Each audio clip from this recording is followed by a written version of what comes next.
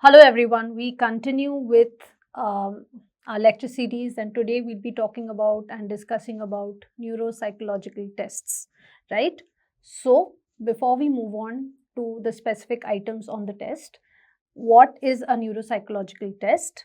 Well, right from the time when the patient walks in and then you speak to them, then you carry out formal assessments, all of it forms a part in creating an impression, right? But when you formally want to document, when you want to standardize, when you want to have proof, you need a number of tests to do that.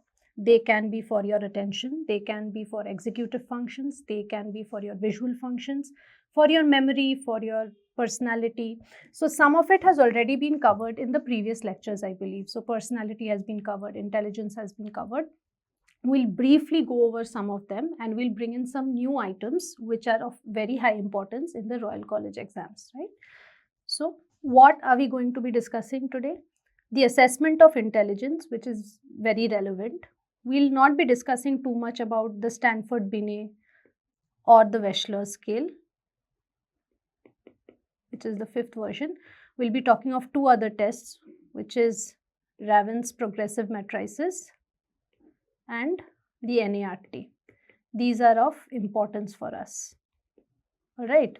We'll be talking briefly, just one slide on visuospatial assessment because it's been asked quite often.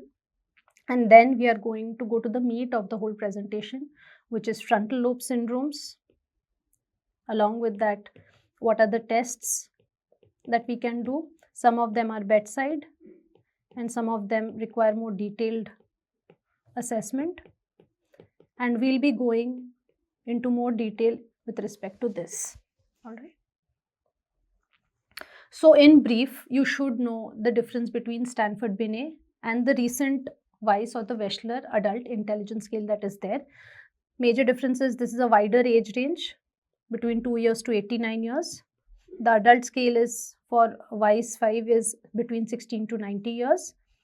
It has two components, a full test and an abbreviated test. The differences between Weiss 5 and the Weiss 4 is there are newer norms which are there. So you must be aware of the Flynn effect. In keeping with that, we need newer norms for that. It is there for a shorter time, so the ease of administration is much better. There are newer expanded index scores, and previously there were certain domains which were not looked into so much, but which are now being looked into in quite a lot of detail with respect to the Weiss 5. They are fluid reasoning, they are processing, they are working memory. We are also having new tests here. So they are set relations, they are running digits,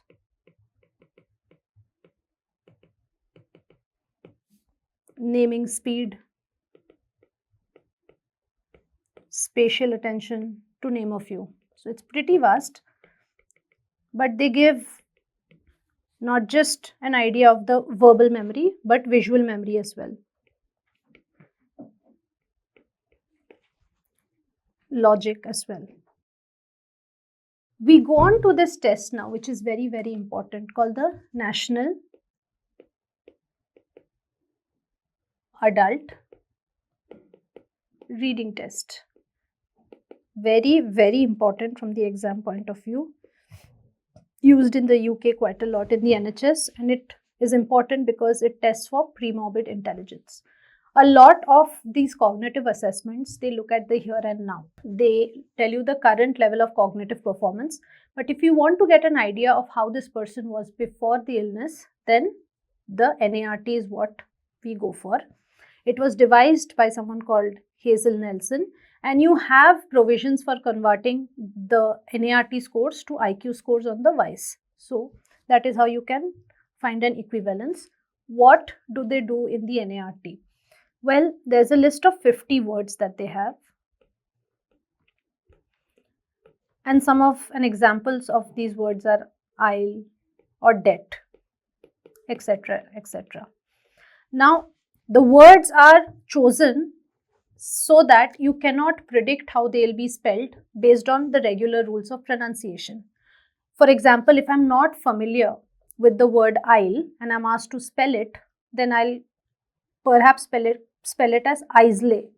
Or if I'm not aware of how to spell or not aware of the word debt, I will spell it using the usual rules of pronunciation as DEBT, so debit. So if that is preserved, if this reading ability is preserved, it implies that your premorbid intelligence was good. If this is compromised, then compromised premorbid intelligence. The usual rules of pronunciation, using that, you cannot be able to predict the pronunciation of these irregular words. So that is what the NART measures. We then go to Raven's progressive matrices, again very important because it is very culture and education fair or independent. So some of the criticisms for the IQ test was that it is impacted from the culture that you're in, they're very culture specific, and the level of formal education that you have. But what if you want to gauge the intelligence of someone who's coming from a different culture or who's not had formal education? Then you use Raven's progressive matrices. So you can look at the screen again. You've got these shapes with patterns in them, and you need to predict what would be there in this missing spot. So out of the three options, I would possibly pick this one, because I would look at the patterns here and I would make a predictive inference that based on the above rules, I can safely assume that this would be the correct answer for this particular slot. So this is what Raven's progressive matrices is about. Very important again because it is very culture fair and it is education fair. Coming to visuospatial assessment, two tests which are commonly asked. The first one is the clock drawing test, bedside, and the second one is the Ray Osterith test. This is the complex figure test, it's called, right? In the first, I think with the clock drawing, we all are aware, we have used it bedside for a number of our patients. We ask the patient to draw a clock, put the numbers where they would usually go, and then please show the time using hands, 11:10, something like that. So for people with hemi-neglect, you'll see perhaps that all the numbers are crowded in this half of the circle and this half of the circle is completely blank. So this is a very sensitive and quick procedure to check visuospatial assessment. For a more detailed assessment, we go for this Ray Osterith complex figure test. So we see this drawing, we ask the patient to copy the drawing and we see how well they are going about it. Then we remove this drawing from their view and we ask them to draw it based on recall. So a lot of components, not just visuospatial assessment is measured, but even working memory, even executive function is measured. But if the choices are there, what would you choose to measure visuospatial assessment? Then you need to put this. Or if they ask what does Ray Osterith complex figure test measure, even if you get working memory, executive function and visuospatial assessment, you will choose the visuospatial assessment, though technically all of them are correct. Going to the other cognitive tests, before we go to the frontal lobe specific ones, we'll need to look at the other ones which are sometimes asked in the exams. So the first two are batteries, which means they are not just one test but a battery or number of tests. So they help in localizing lesions, lateralizing lesions, especially post head injury. Yeah, right-sided, left-sided, which lobe, all of that. So we generally use the Halstead-Reaton battery, 10 tests. This has 269 items, but this is preferred more. We go on to the Wechsler memory scale and the Rivermead behavioral memory test. This has been asked 1 or 2 times. What does it do? In short, the Rivermead behavioral memory test, also known as the RBMT3, assesses everyday memory function and problems, and it has 14 subtests. So it can be done at baseline and after you do the interventions on especially elderly people with dementia, and see pre and post interventions, how is their behavior, how is their memory improving or not improving. So it's very important from a vocational point of view. The Wechsler memory scale is important because when you have a person coming to you and they have a generalized cognitive deficit or a specific amnestic deficit.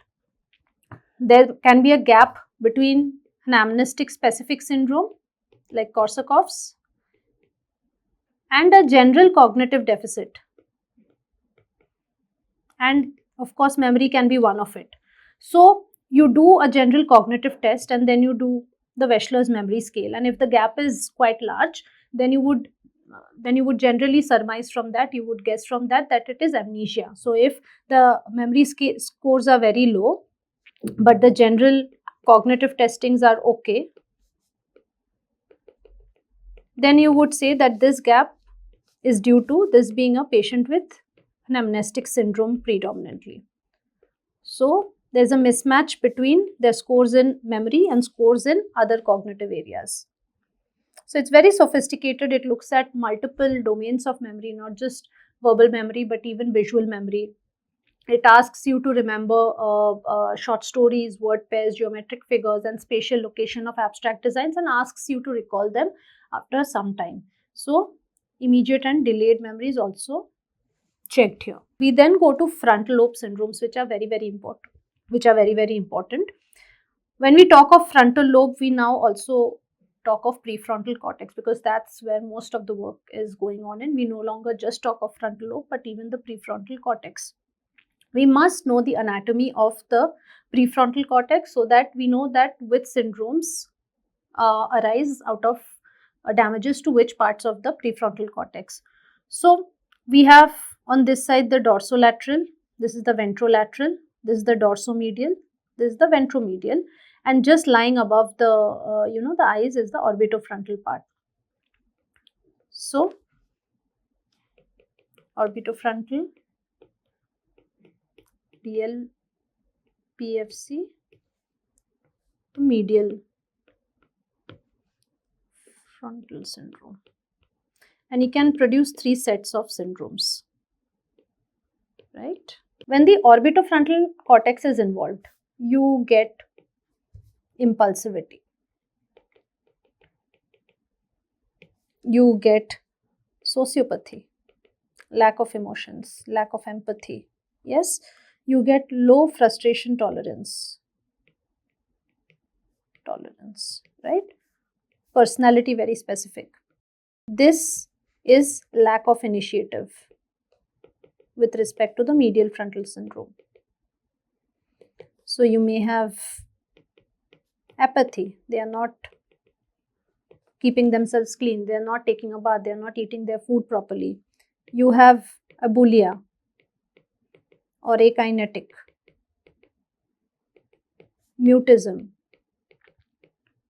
they are not talking, they are very rigid, they are sitting in one place, they are not doing any work at all. They don't seem to have an interest for anything else. Their speech output has reduced to the point they might almost be mute. So this is the medial frontal syndrome. And with respect to the DLPFC, the dorsolateral prefrontal cortex, a lot of cognitive deficits. So their academic, their intellectual functions are deteriorated. Perseveration can happen, right? They might say and do the same things again and again and again and again. And executive functions are very much impacted here, predominantly impacted here. So this is lack of spontaneity. This is predominantly cognitive, and this is lack of restraint. So there are no breaks in the brain. So what are the frontal lobe tests that we are talking about? These are things that we can do bedside. Trail making is also a screener, and these are the ones which require detailed understanding and time. All of them measure executive function. Let's talk a little bit about executive functions. We use the term very broadly, but what exactly does it mean? Executive functions in very lay terms is think creatively, solve problems, resist temptation,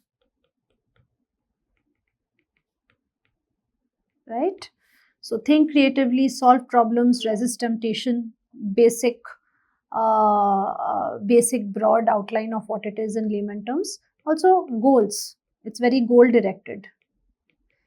And there are certain cognitions or cognitive processes which measure this. So we have working memory, which can explain part of it. We have cognitive flexibility, response suppression, right? So selective attention is when you can pay attention to something and not pay attention to other distracting factors. So you stay focused on the goal. Response suppression, you have an initial response, you suppress it and give the desired response. So you think things through. So impulsivity is decreased. Cognitive flexibility, based on the current circumstance, I change my strategy. That is cognitive flexibility. And working memory, of course, we all know. So in the similarities and differences or the inferential reasoning, we have used it in our own cognitive part of cognitive assessment in our MSc, which is you give two objects and you say what is the similarity or what is the difference, and depending on how abstract it is or how concrete it is, you can say whether frontal lobe functioning is good or not good. Then you have cognitive estimates. An example would be, how tall do you think the average Englishman is, or how far do you think is it from London to Bristol? So it's an average, it's an estimate, but would give you a very good idea of estimation. So if I say the average height of the English woman is maybe 10 feet, my estimation would be way off the mark. Or if I say 1 feet or 2 feet, it would be way off the mark. So a reasonable estimation, also a sensitive marker of frontal lobe functioning. Go, no go. Okay, I ask the person to raise their hand when I tap once, and when I tap twice to put their hand down. So the person with the frontal lobe syndrome would not be able to suppress their response. Then we go to the Luria's fist, edge, palm test. It's a sequence of 3 motor actions: fist, edge, palm. Fist, edge, palm. And we ask them to continue this particular sequence for some time. So usually the person with the frontal lobe syndrome would not be able to alternate in these sequences. So there's lack of flexibility, or they'll not be able to understand the rules so much. They'll get very, very confused with the rules. Then we have verbal fluency. Again, it's something that we are quite used to. We know this and we have used it quite often in our clinical practice. We ask our patients to name as many names as possible within 1 minute.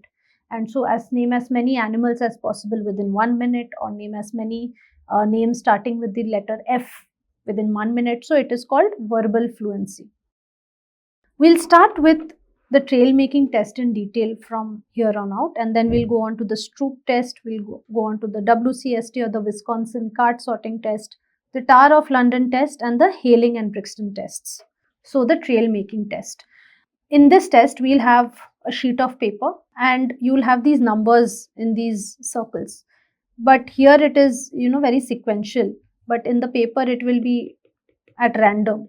So 1 will not be next to 2, will not be next to 3. And the patient is asked to connect the dots from 1, 2, 3, 4 sequentially without removing the pencil from the paper or the pen from the paper. So that is the trail making test, and that is the part A of the trail making test, to see how fast they can do that. In the second part of the test, again 25 circles are there,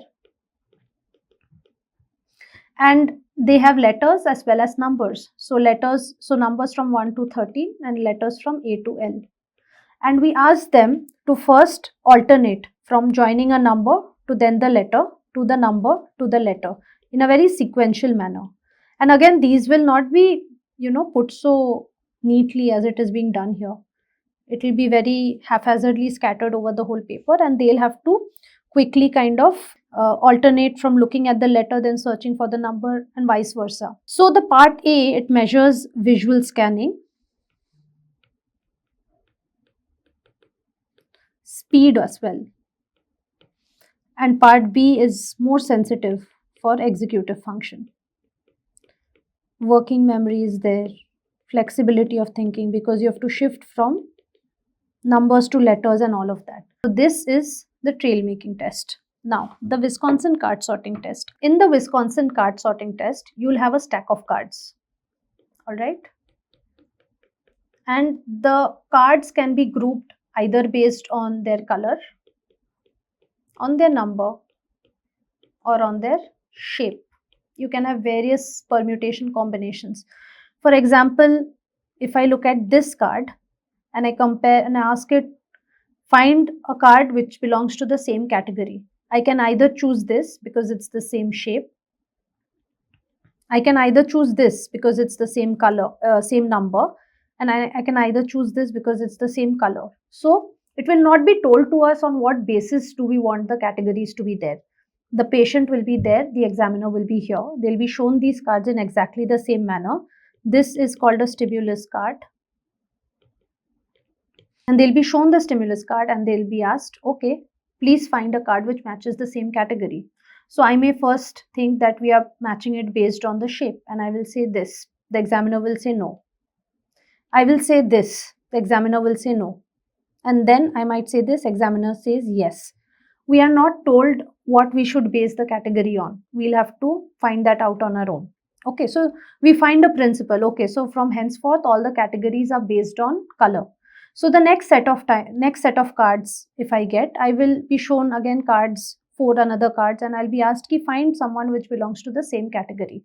And I again use color as the principle, and I will say this belongs to this category because of this. The examiner will say yes, yes, yes, and this will go on for a certain number of trials. So for 10 trials, say color will be the category on which I group. Then suddenly, without informing the subject, the examiner will change the rules without telling him as well. After 10 cards, he will again be shown the cards. So without warning, the rules will be changed again. Again, 4 new cards and a stimulus card will be given, and you will be asked again which category does it belong to. The subject will use the previous principle and say color. The examiner will say no, I don't want this. This is not the basis anymore. Then they'll have to find again, okay, is it based on number? Examiner will say no. They will try again. Okay, is it based on the shape? This. Examiner will say yes. So now the person again shifts the basis for the categorization. And this goes on for the next 3 trials again, till again the category is changed. So none of this will be informed to the subject. They'll not be told that we are changing categories. This is the basis on which you must do. The feedback from the examiner is what the subject must take in, and they must be able to change the sets very easily. So this, of course, shows us how preserved the set shifting is, how much environmental feedback we are able to take in, and then come to a decision. Again, a very good test for executive function. Next, we go to the Tower of London test. So you will see on this board, there are these 3 pegs and you have these colored balls.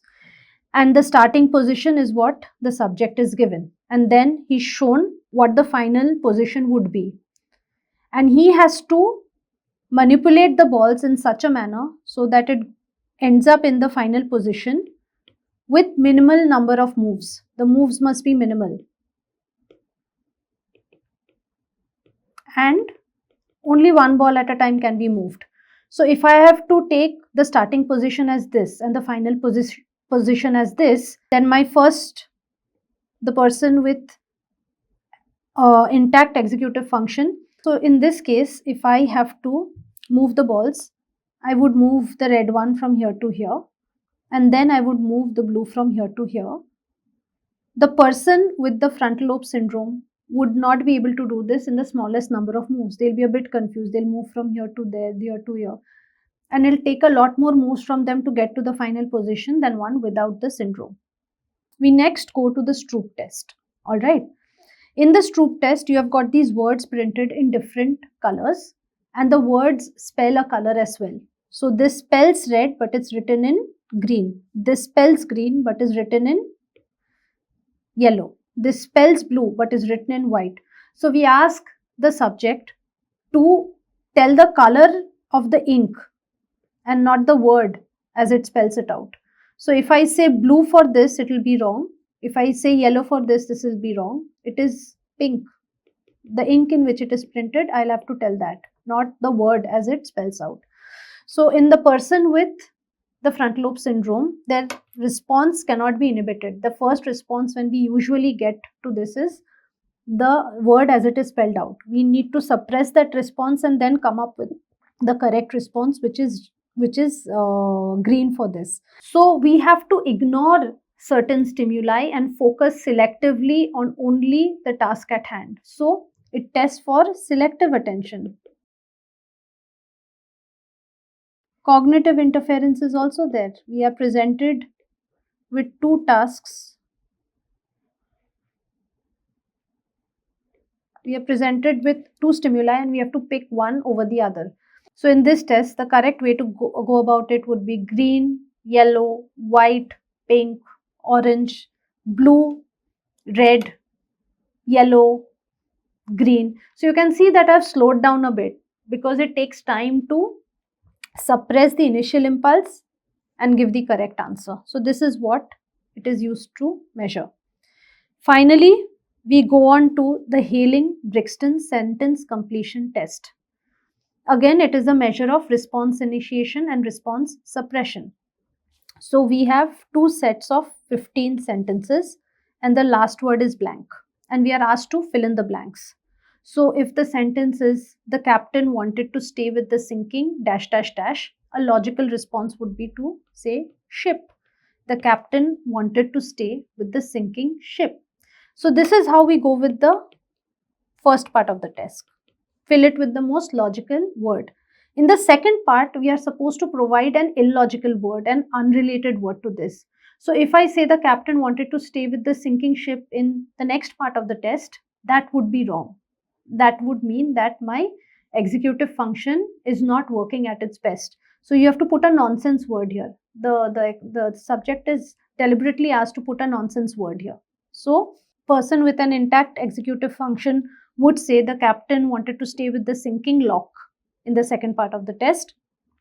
But the person with the frontal lobe syndrome would not be able to change that and would persist with the most easiest or the most logical way to go about it.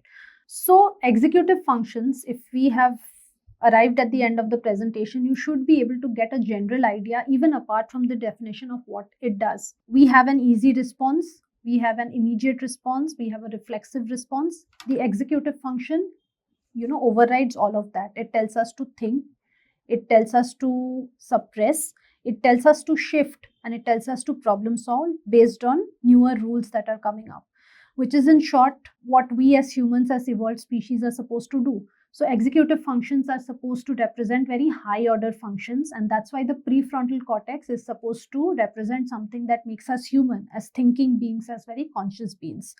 With this, we end the lecture on neuropsychological tests. More details will be provided, especially with respect to the batteries and with respect to the intelligence tests and its relevance in neuropsychology in the notes. So I hope you'll refer to that.